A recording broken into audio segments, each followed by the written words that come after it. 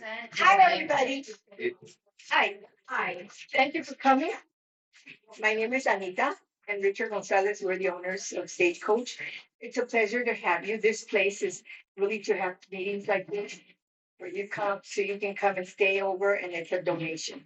And it's a blessing that we did get this place.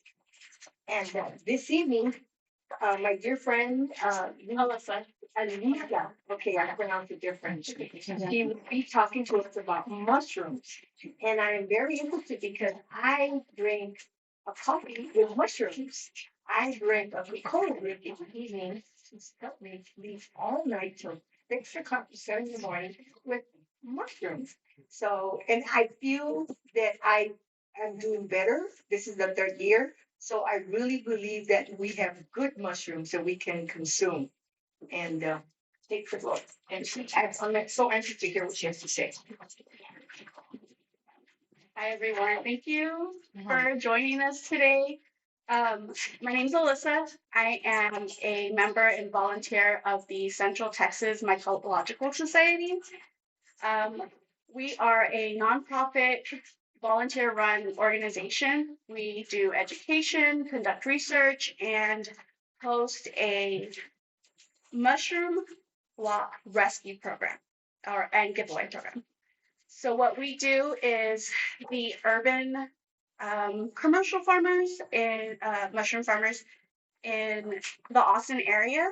We partnered up with a few, and we rescue these mushroom blocks from the waste.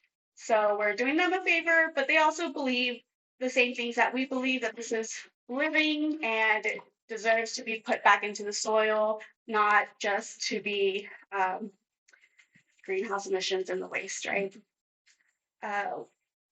What I'm going to do with you guys today is we are going to use these recycled mushroom blocks and cultivate our own mushrooms. There's different varieties here.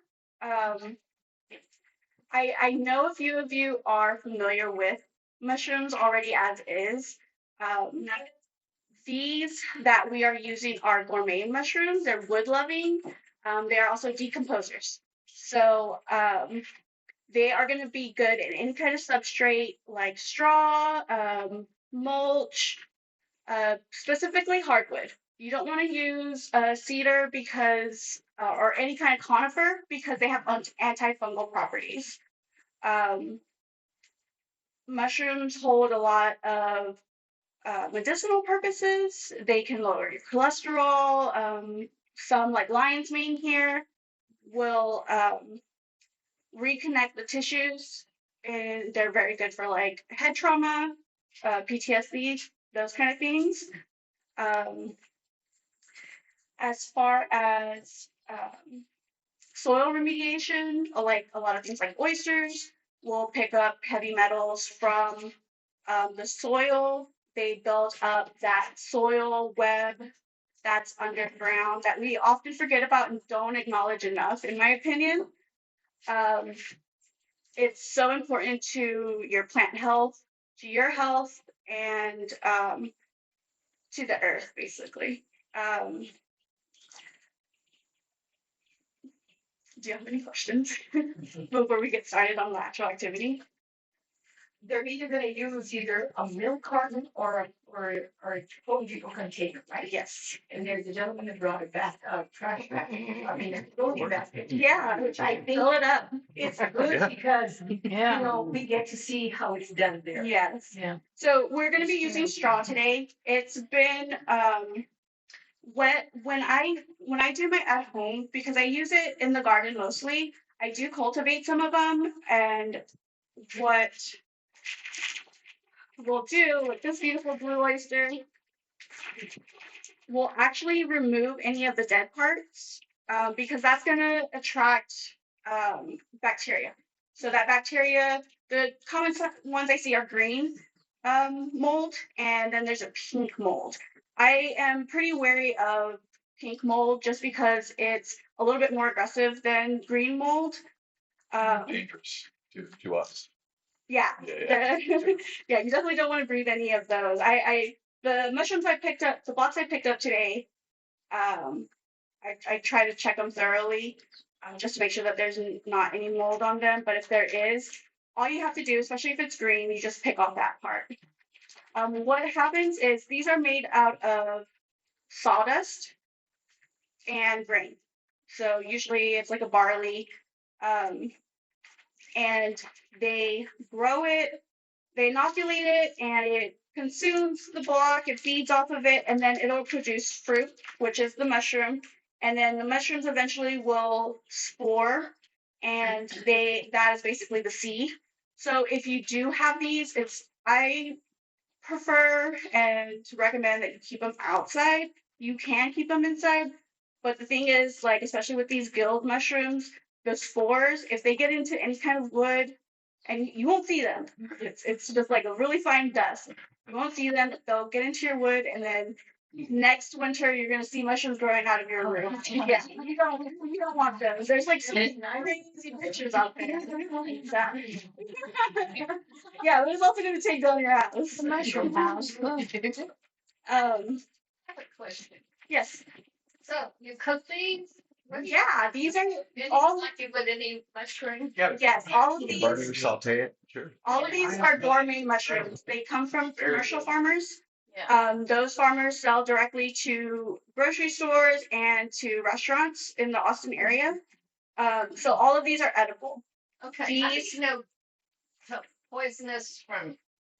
Oh, well, the genetics you're going to be buying or whatever. I mean, there's no guesswork in that. They've already. But if you're getting them out in the field, you better know what better know what you're getting. Yeah. So is there some, do you get some kind of publication? Oh, there's lots of guides. Yeah. And There are a lot of guys. I'm in Indiana most of the yeah. time. Oh, yeah. In the It woods. varies by region as well. Yeah. Yeah. Yeah. I would think, I would look locally.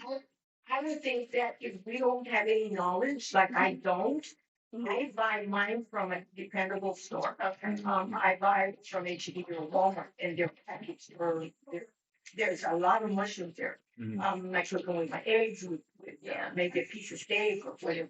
But because I'm not knowledgeable, I buy them from a reliable source. And how do you grow them? How do you grow them? How do you grow them out? Like, do you like maybe chop them out and put them on like some cardboard With or butter wet or olive oil, saute them, and they're ready and Yeah. whatever to do. Yeah. Well, I mean, like you get the mushrooms to grow them again. Like, Oh, and it's. okay. I just got- I thought that's what you were talking about. These actually, one thing, if you're allergic to shellfish, you may actually have a mild reaction to mushrooms because they have uh, creatine, and it's not as much as a shellfish, but it's the same thing that's on the outside of the shellfish that causes an allergic reaction. So you don't want to eat them raw unless you're really sure, because it could upset your stomach even if you're not allergic to shellfish.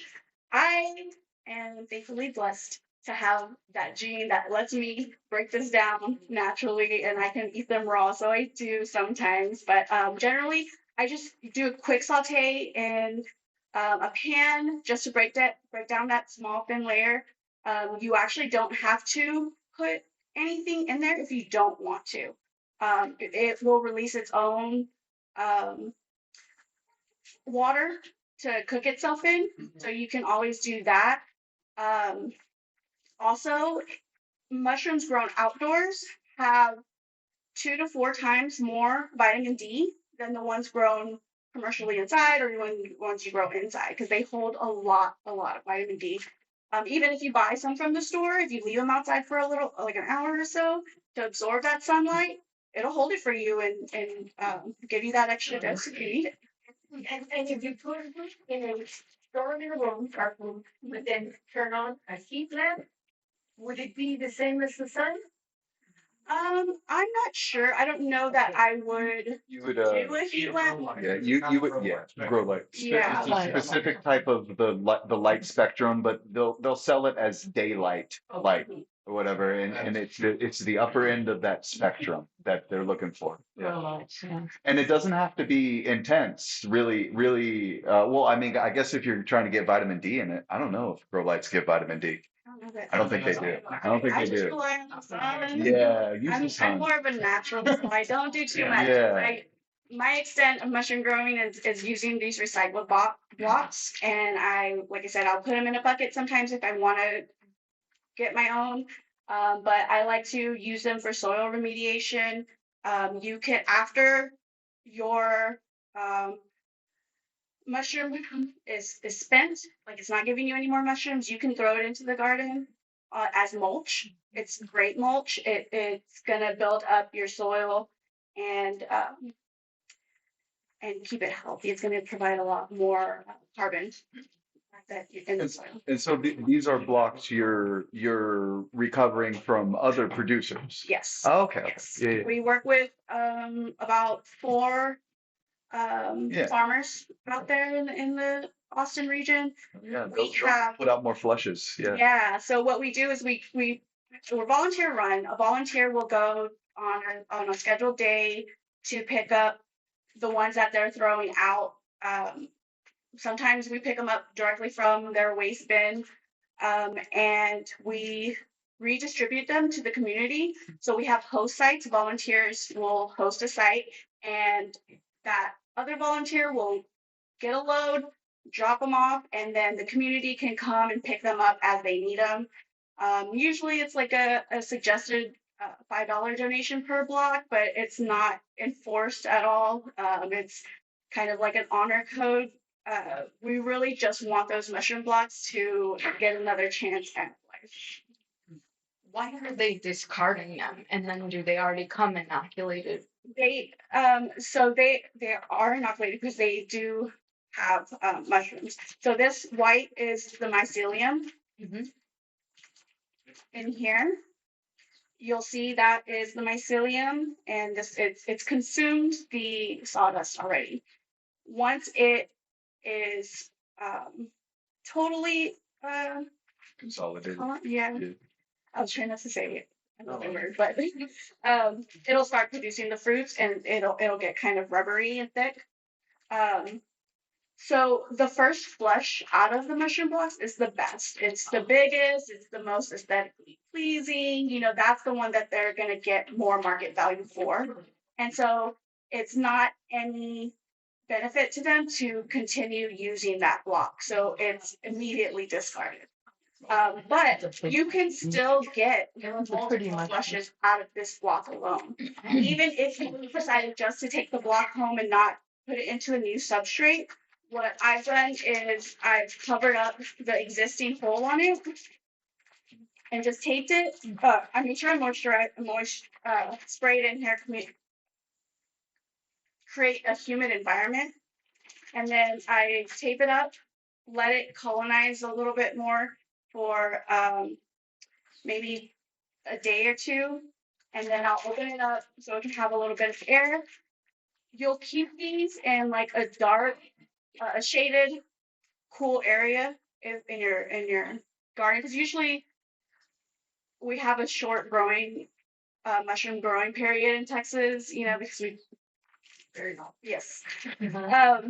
So usually like when it gets to above 80 degrees, it's not gonna produce much anything. Very short period. And you think about mycelium, it's living in the ground, so like that dark, cool environment. But yeah, they're discarded, but you can still get a couple of flushes out of them, and then you can put them into a new substrate, give them a new home and food, and they will continue to produce for you. Throw them into your compost and then throw that compost Yes, into your they're great garden. for compost. Yeah. There's all kinds of ways you can grow them. You can pretty much grow them in anything. I throw them into the compost. I will break them up and put them as mulch onto my garden beds. They hold a lot of moisture. They are good it's kind of the same idea of like if you use logs as a perimeter, they'll hold that moisture for you and kind of house a lot of other microorganisms that'll keep your soil healthy and alive because you want it alive. You want it dead. But yeah, so what we'll do is we'll get some straw, put it in, and we'll kind of do like a lasagna situation. We'll break the block. I like to take off the dead parts and kind of just use the inside. And then we'll crumble it in there. If you want it to kind of, if you want mushrooms faster, I would kind of leave them as chunky blocks. Because if you break them up too much, it's going to either take a really long time for it to eat everything up or join back together.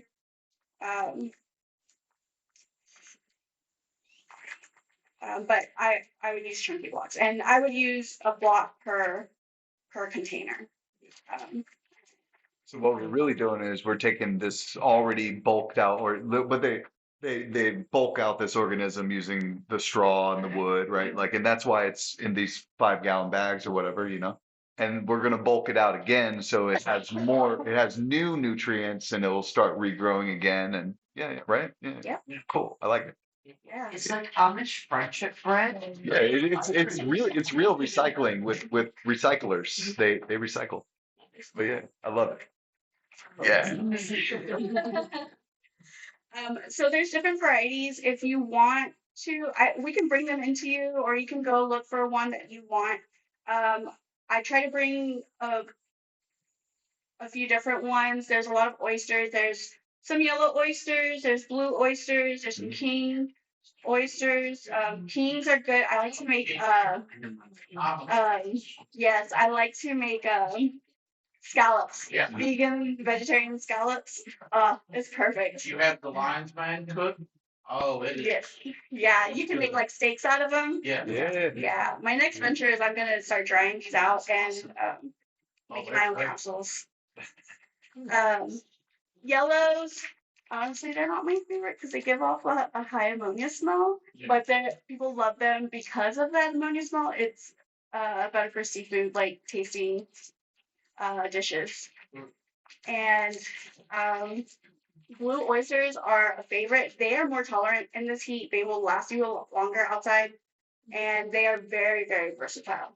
You can cook them any which way you want. I will do meat substitutes all the time. Yeah.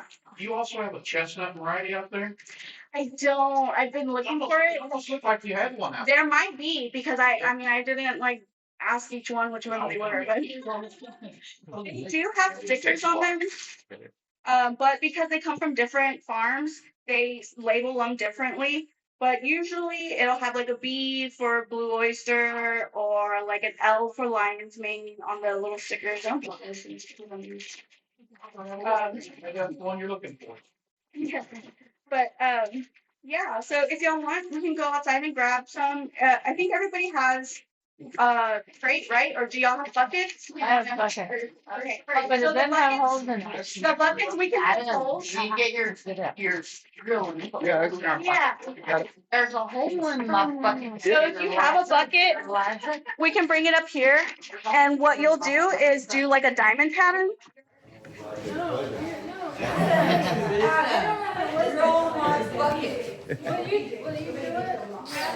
Yeah, sure. Yeah. I assume we're bringing some straw over and some spawn. We got some spawn and some straw. You don't ever want to put any on the bottom, just because I can. I have hundreds of buckets on the bottom. Yeah, Filming and drill. I'm trying. Thank you so much, Adam, for doing that. No problem. Diamond shape or star shape? Oh, diamond shape or star shape? You do a 4. She was saying do a diamond. So do like 4. Okay. Okay, on each side, on each I think side. there were 6 inches. Okay, 6 So you want me to get you something? I'll get it, okay. not going in the direction here. We're gonna wait. They're not We're gonna picky. wait. We're gonna wait now. You wanted me. Oh yeah, we're gonna wait now. So you'll do a diamond pattern about 6 inches apart. And All the way around? Yes, all the way around. Okay. All right. And I should go get mushrooms while I'm doing that? What kind of mushrooms do you think I want? I don't know anything about it. We can do. I like to eat mushrooms on my steak. What Well, kind of I'll get you a blue oyster. Okay. Yeah, there it is. Yeah, if you guys got lines, we might as well. I'll snag a line. So I should go get it. I'll grab one for you. Yeah, take it. So you want a line sweet? No. And remember to kind of peel off the mushrooms already. That way you're not inviting other. Yeah. You've done this before. Oh, yes, I mean, not, well, I mean, a version of it. A version. Okay, does this bag have to be outside the Oh, no, this is inside. Yeah. oh, this is inside? Yeah. What about a screen porch? And then it's wood? Yeah, if it's got, like a window that gets natural sunlight, this organism, it's really only looking for that 12 on, 12 off. Yep. Okay, I have a screen porch on the east side. Just make sure it doesn't get too hot. No, it doesn't, there's a You lot want of. to keep it between 65 and 70. She said something about sitting on wood. They're very much like us. If you're too cold or you're too hot, they are too. Yeah. I've seen people, they have She said something about wood. the spores, you don't want the spores. When you're making a lot of wood, it releases the spores. How about on the porch, does it matter? It shouldn't, honestly, it shouldn't. Oh, thank you. This one does.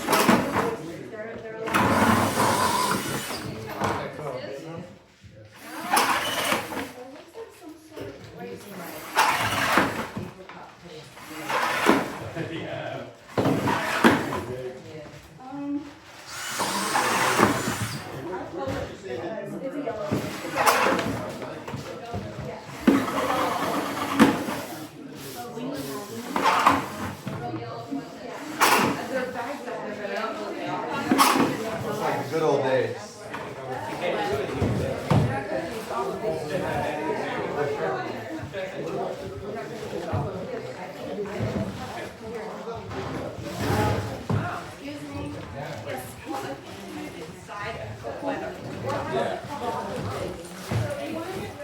Do you think that's okay like that?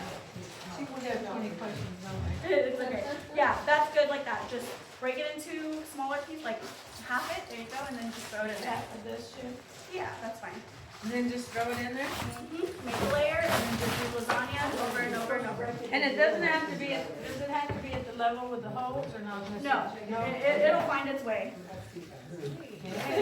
So now we know. You don't want to do too small pieces unless you're willing to wait a few weeks. Wait the straw needs to be wet. Yes. Yeah. Dan, don't have this down. How long do you have to pre-soak it for again, ma'am? Um, Just so everyone knows. There's a lot of stuff you read on the internet. They'll say to like have heated water for overnight. Nah. I soak it just with regular hose water. Yep. Sometimes it's a little bit hard. My trick is though that I use cal, like pickly lime. That raises the pH level. It's going to kill whatever Yes, ma'am. bacteria. It's going to sterilize a lot faster. So you could just do pickly lime, water, and the straw for a few hours. And then, but be careful because it's caustic. Yep. It'll eat up your skin. That's what I've heard. You do it 24 hours, you let it soak, take it out, let it drain for another 24 It's hours, worked then for you go me. in. Oh, So I use rainwater Were for this these one. blue? Yes, ma'am. Look how pretty those are. Those actually what those might good. be black. Don't have to do it 24 hours. They might be black. I'm in a hurry. Those are nice. It can't be So I right now. just put it in there. Yeah, actually we'll leave the body out. Leave the body out. Yeah, because that's gonna invite bacteria to come break them down. Okay. So we don't need. We don't need to put it it there. Yeah. That's why we're taking out the. I have some more 3-gallon buckets if anyone needs any. Yeah, Yeah, there's buckets out there too. Alrighty. Is this good stuff? That's ready to produce more fruit. Okay, somebody that knows. What happens is like it So much Is that all good stuff? Yeah, that's good. You can either leave it that big or you can crunch it up into little pieces. That's why it's hard. She told me to keep the shit out for now, because we. But that's a Told me good, to that's a good leave this one out, because this is. No, this is kind of, it's too far gone kind of. Is that the same with this? That- Goes to the garden. Yes, that goes to the garden, and that's about, you leave that for a couple of days and it'll grow out, I think. Yes, ma'am? That, you can leave it like that, or you can crush it up. Yeah, or mushroom. There's no pun intended. There you go. Right there. Oh, that's perfect. What me and my son do is we just. She's freaking it up in the middle of it. That's what I do, honestly. It might take a few, 2 or 3 more days, it's the same result. You'll get, that way you can get about 3 bags. So what it'll do is those webs will come together and essentially make a block, just like it did that. Rainwater. Okay, so I heard you saying it was soaking out there for like a rain. So now, you know, if you don't have this every day anymore, it's really good sitting in the water. What I do when it's like the first week is I just water whenever I water my plants. She said daily. So whenever I water my plants, No. spray it a little bit, and you'll see, pins. There are like little, like sewing pins in them. Forming, and which then breaks down. And then, Does it have enough water? and If not, these, they'll get really big. It might need more water. Usually with the oysters, I need to do the whole bale. I recommend harvesting them before they're.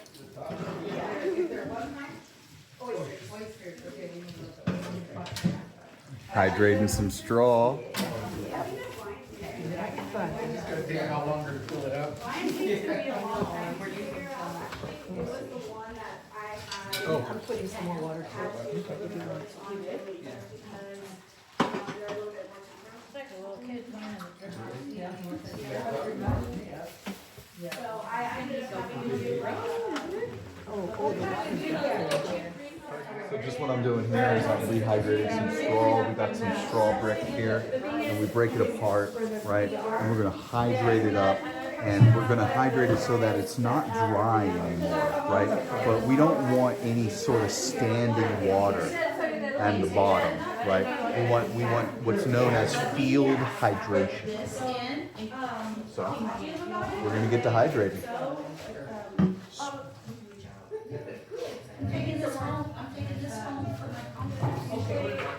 Okay, I see what you're doing. Little SUV, yeah, to do like 60's really tiny, but I can fit 60. And you can watch the video. Yeah, that's what I'm doing. She wants a video. Got a little bit of water here at the bottom, so I'm mixing it up and letting the dry parts soak into that water area, right?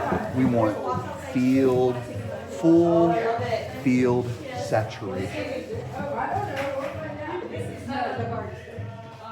No standing water at the bottom. No standing water at the bottom.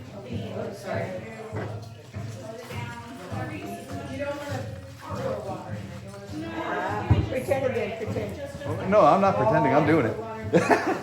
Yeah.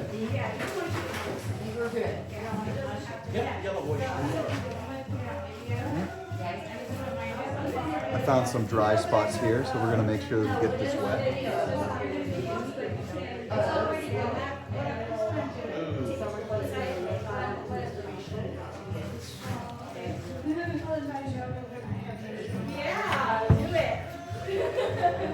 And I'm gonna show you what I mean by field saturation. I should be able to pick up some of this and squeeze the water out. But here at the bottom, we're not collecting a lot of water at all. It's all soaked into the straw. We need full saturation.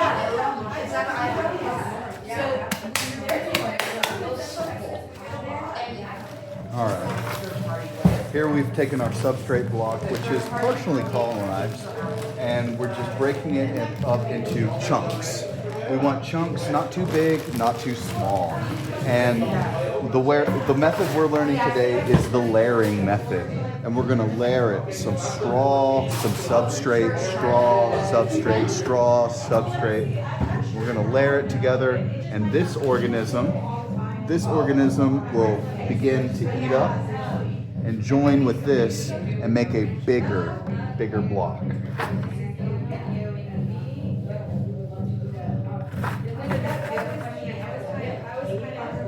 Just getting a very base layer.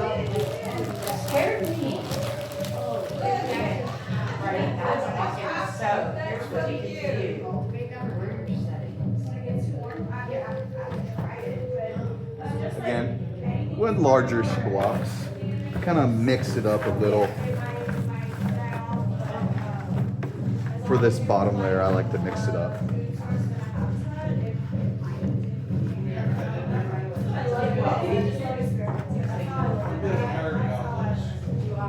How deep is your mountain cut in?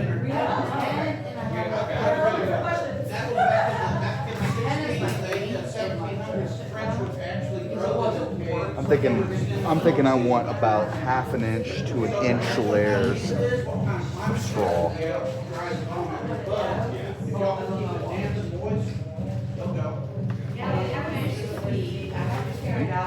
Just a layer. Can't really, here we go. A layer like this.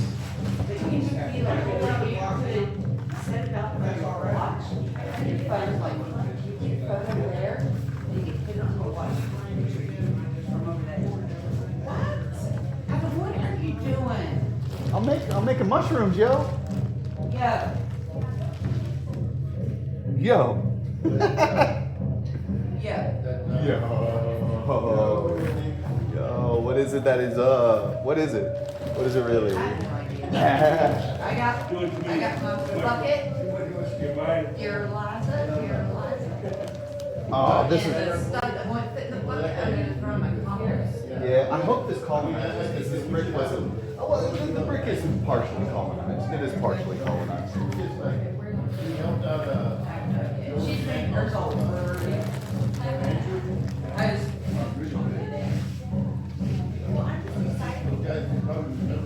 Do you know where we might find a broom? No, I'm thinking they're gonna Leaf blow it? blow it. Yeah, that's what I would, do, do, honestly.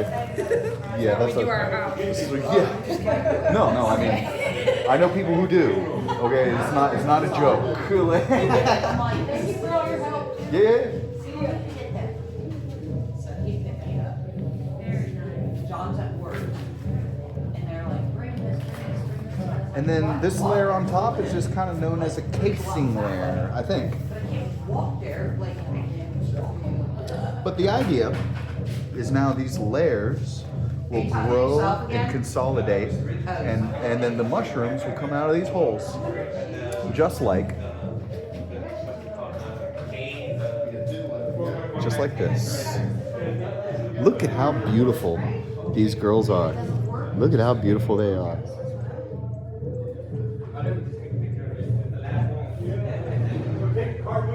Look at that.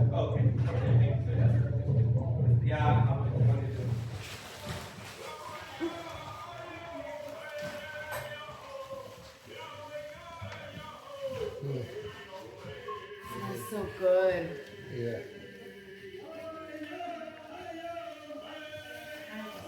What kind of mushroom I have here.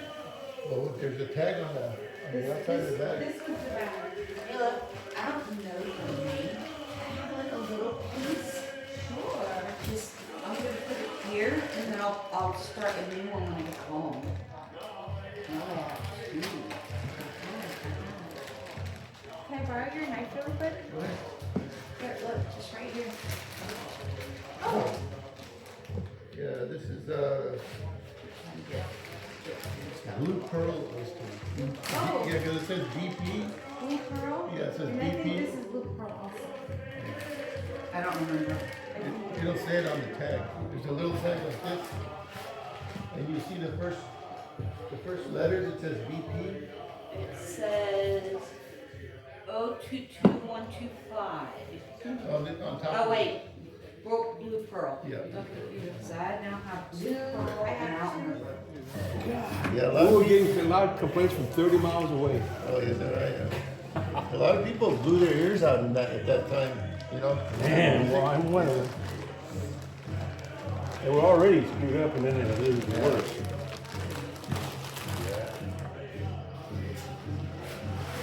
Yeah, well, I've never been in such a loud concert.